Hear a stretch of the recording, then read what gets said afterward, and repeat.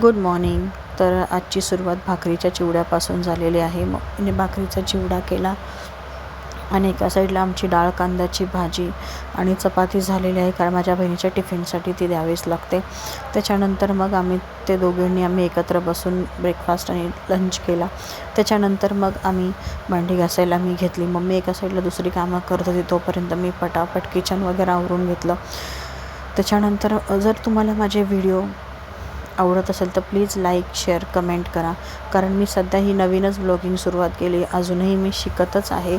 तर मला जर काही चुकत असेल तर प्लीज मला तुम्ही गाईड करू शकता, कारण मला ते शिकण्यासाठी पण भरपूर वेळ लागणार आहे. पण मी माझं बेस्ट द्यायला मी ट्राय करत आहे. त्याच्यानंतर ते सर्व झालं आणि मग पप्पांनी शेतामधून पेरू आणले, जे खूपच गोड होते. पेरू आणि चिक्कू ते दोन्ही मी खाल्लं. मी खात होते तोपर्यंत मम्मी इकडे कपडे धुवायची कामं करत होती. मग तिची कपडे झाली. दुपारी थोडासा आराम केला आणि आराम केल्यानंतर मला अचानक भूक लागली. तर ऑलरेडी 5च वाजले होते. सो काय करायचं तर मी जस्ट मम्मीला बोलले की चल काहीतरी करते. मग मी विचार केला की पोहेच करू, कारण मला अचानक पोहे खायची क्रेविंग चालू झाली. सो मग मी पोहे करायला घेतले. आणि आमच्या घरी तिखट खूप खातात, सोलापूर साईडला, तुम्हाला माहितीच असेल. सो मग त्याच्यासाठी इतक्या मिरच्या मी घेतल्या. मी ऑलमोस्ट कमीच घेतलं होतं, तर मम्मी म्हणली नाही अजून मिरच्या घे आणि तिखट कर.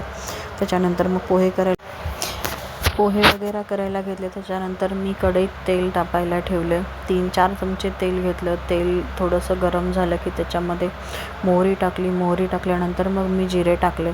जिरे आणि मोहरी तडतडायला लागले की त्याच्यामध्ये थोडंसं हलवून घेतलं आणि मग त्यामध्ये मी कांदा टाकला. कांदा थोडासा भाजून घेतला. त्याच्यानंतर तो ब्राउनिश वगैरे एकदम लाईट ब्राऊन झाला. त्याच्यानंतर मग मी त्याच्यामध्ये मिरची टाकली. मिरची वगैरे टाकून सर्व थोडंसं हलवून वगैरे घेतलं. त्याच्यानंतर मग जे काही होते शेंगदाणे टाकले. त्याच्यानंतर मग थोडंसं ते शेंगदाणे वगैरे भाजून शिजू दिलं. त्याच्यानंतर मग मी हळद टाकली, पण मला वाटलं की हळद थोडीशी कमी झाली. त्याच्यानंतर मी मीठ टाकल्यानंतर पुन्हा मी थोडीशी हळद टाकली आणि ते सगळं टाकून झाल्यावर मग मी पोहे त्याच्यामध्ये टाकून दिले. तर सॉरी, तुम्ही आता म्हणाल की त्यात कढीपत्ता कुठे? कारण फ्रीज गावाला नसल्यामुळे की भाज्या लवकर खराब होतात आणि आज थोडंसं कढीपत्ता संपलं होतं, हे मला माहिती नव्हतं. त्याच्यामुळे मग तो नाही टाकला.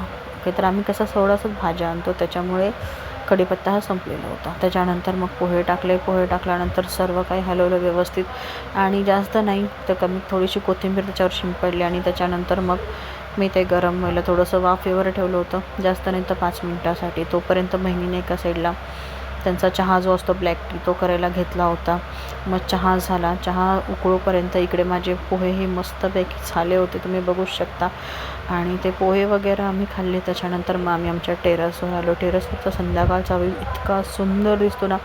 आम्ही थोडंसं काम कमी करेल, पण संध्याकाळच्या वेळेला 5-6 वाजतानंतर 6 वाजता जे काय हा व्ह्यू असतो ना, तो डेलीचा इतका सुंदर होतो. त्यानंतर चंद्रही इतका छान दिसत होता टेरेसवर. मग थोडंसं आमचे वॉक वगैरे चालू असतात. आमच्या दोघी बहिणींचा थोडासा टाईमपास वरती येऊन चालू असतो. तो झाल्यानंतर आमच्या शेजारी आमची जी म्हैस होती, म्हैशीला एक रेडकू झालं.